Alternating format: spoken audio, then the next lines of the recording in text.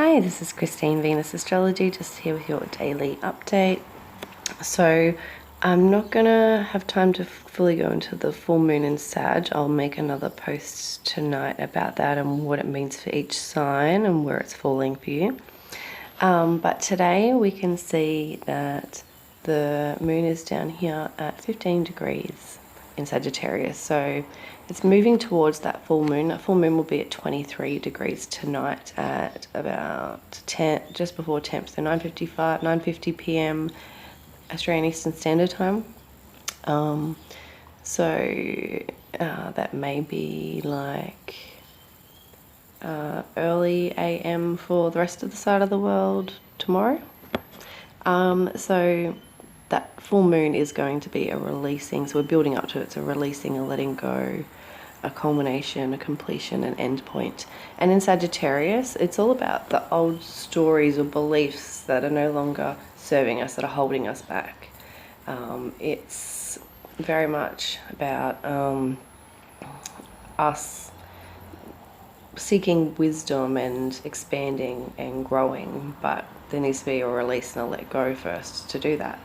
And when we're always looking at the full moon, the opposition is the release point, another perspective, another point of view. And in Gemini, that sun in Gemini is all about seeking new information and ideas, connecting in new ways, sharing of information. It's getting out into your local community, that sort of energy, and it's more inquisitive energy, and it's fun and it's playful and it's exciting.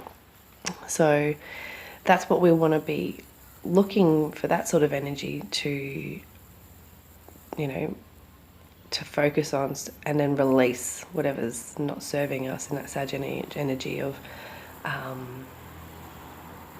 old stories, old beliefs, that also it can be around, things like education and that, where it's like we feel like we have to do 50 million degrees in courses to be able to do things and to go places, when that might not necessarily be the case as well. Any fears as well, releasing any fears around us not being the guru, the teacher, that sort of thing as well.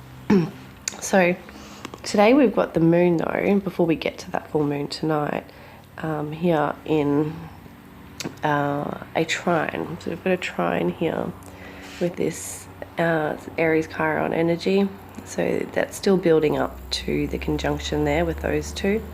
But that trine is something that is easy or pleasurable. It's something that is helpful.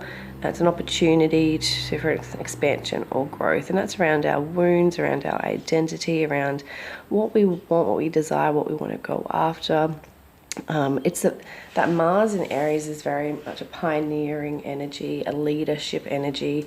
It's about doing things its own way and trying new things and going after new experiences. It's a very physical energy inside too, so it represents the identity, the body, and our physical energy, our sexual energy, and what we're doing with that, what we're focusing that on.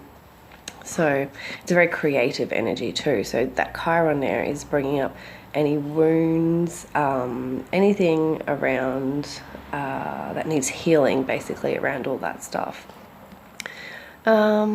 So we also, that full moon too will eventually conjunct when it gets to down here, down this area, will also be in a square with Neptune. So the full moon is us not necessarily seeing things clearly, or there's a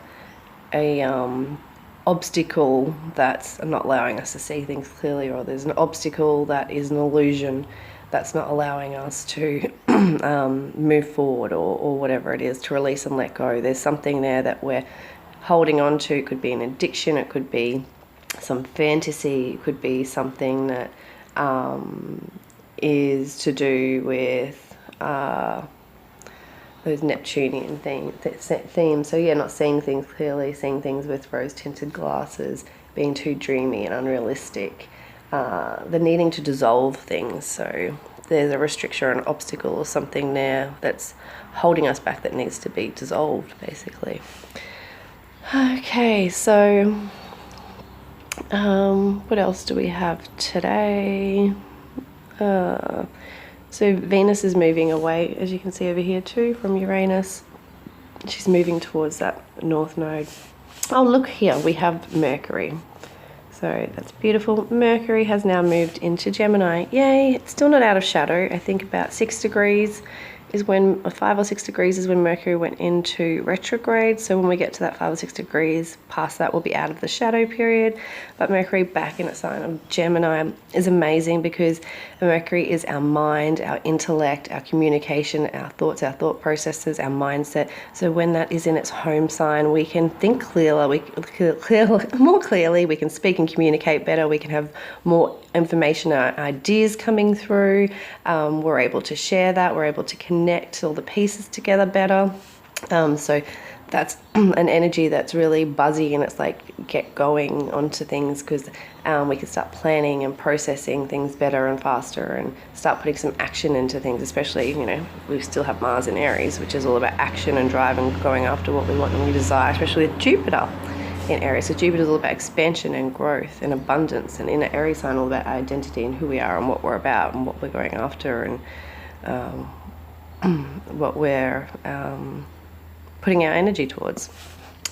So yeah, so the day is building up to that full moon, so it's going to be intense basically.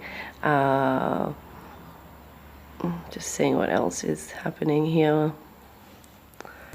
And we'll end up with a sextile to Saturn, which will just be a more serious tone, helping us to Saturn will be helping us to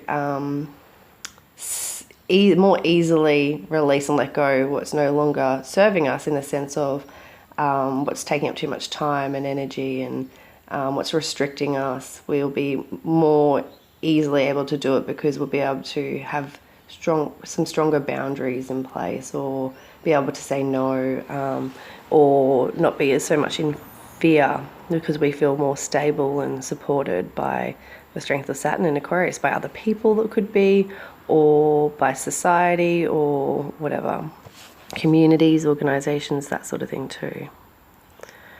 But yeah, that's pretty much the day until we build up to that full moon. So have a great day, take care, and I'll talk to you soon.